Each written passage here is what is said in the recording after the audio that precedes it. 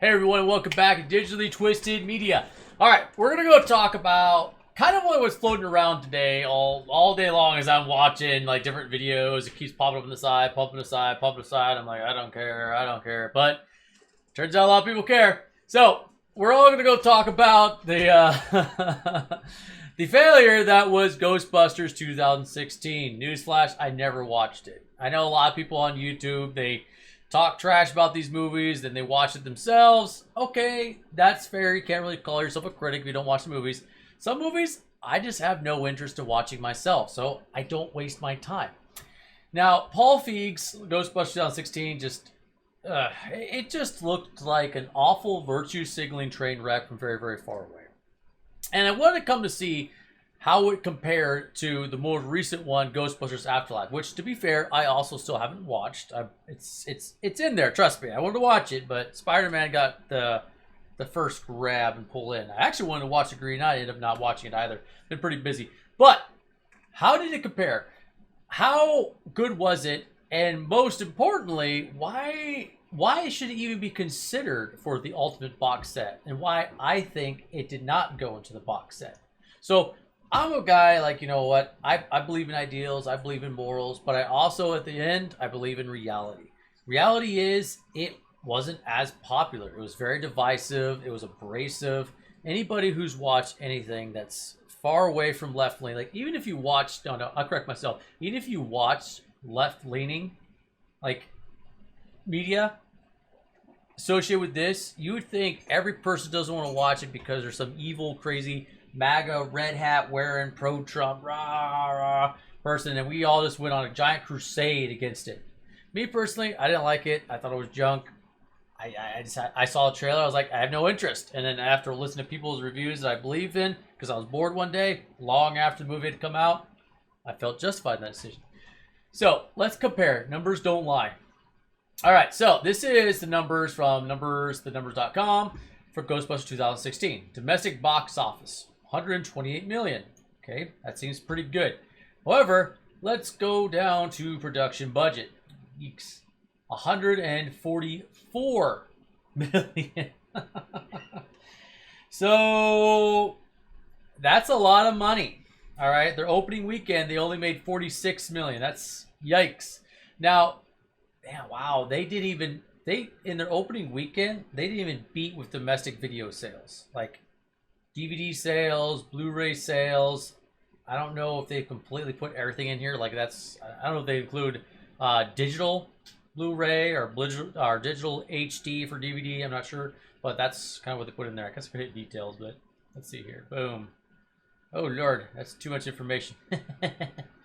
All right, so let's go take a look at this now. This one, domestic box office, 128 million. That's all together. Okay, worldwide box office being 229 million. Okay, let's go with that. I mean, that's an easy number to follow.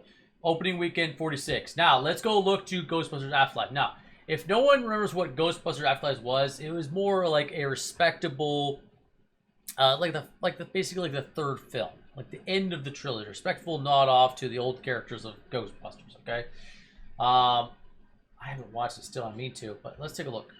All right. So far, worldwide box office 175 million. Now, some people would think that it's not very good. Okay, it's like, wow, that was way less because Ghostbusters 2016 earned 229. However, Ghostbusters Afterlife, I did not hear much about it. It was kind of hidden, it's kind of tucked away. The trailers they did release didn't really grab me. So I could imagine that audiences weren't really that keen to go out and watch it. You also have to remember that we're experiencing massive forced lockdowns from many different governments all over the world. So people are being kind of forced to stay away from the movie theaters and instead have to watch it from home. Now, whether or not these are included with HBO and whatnot, I believe some of them are, but still I digress. With everybody kind of like locked away or tucked away or people wanting to stay home, there's so much entertainment out that they probably just put this on the back burner. Okay. Ghostbusters 2016 did not have that problem. They didn't have the issue of being forcibly locked down. People were free to go whenever they wanted, okay? There was no mask, there was no mandates, there was no, you're not allowed to come here unless you've been given the Pfizer moneymaker shot. None of that. So let's take a deeper look. Opening weekend was $44 million. Okay, so that's about $2 million less than the opening weekend of Ghostbusters 2016. But again, COVID lockdowns. Now, here's the big difference. The production budget was $75 million as compared to the Ghostbusters 2016, which was $144 million. So now we know that the production budget of Ghostbusters from 2016, Paul Feig's not so popular one, was 144. Now let's take a look up here. Worldwide box office. We're going to make this, okay, so it's 229 million. So we have to subtract 144, that's the cost, from 229. All right, so let's break it down. We'll take one, boom, that makes it 129. Okay, 40, boom, ooh, that knocks it down to 80. Yikes. And then 4 over there, 85. So they made $85 million off their worldwide box office, okay? And then bring it back over here, 85 with a 3, that's 115, 5, carry the 115, add 115 to the 8. Basically, I totally lost my train of thought. Basically $130 million, okay? Let's take a look to see how much Afterlife. And keep in mind, we don't have the numbers for Afterlife's, you know, the actual DVD. And then we also know they're coming out with the Ultimate Collection. So they have 75 million. Okay. Boom. 175 million. So right now, they made $100 million. Not much less than the Ghostbusters 2016 at $120, $130 million. And that's not including all the sales from DVDs. So what does that mean? Honestly, they're pretty tight knit, but seeing as how Ghostbusters Afterlife 2021 didn't really get that much like advertisement time, at least not that I saw, it kind of got tucked away during the COVID lockdowns, and also it was kind of like it was something that the leftist media really just wanted to ignore. This is pretty good. You've had something that cost way less to make, but also made almost the exact same amount, off by $20-30 million. But we still don't have the data from the videos, DVD sales, digital sales, and everything else. And we may not even have the complete count for all theatrical performances. So time will tell. Now, does this justify whether or not Ghostbusters 2016 should have been in this pack or not? I'm going to say yes. The reason why is because the 2016 was just kind of a big middle finger to Ghostbusters fans.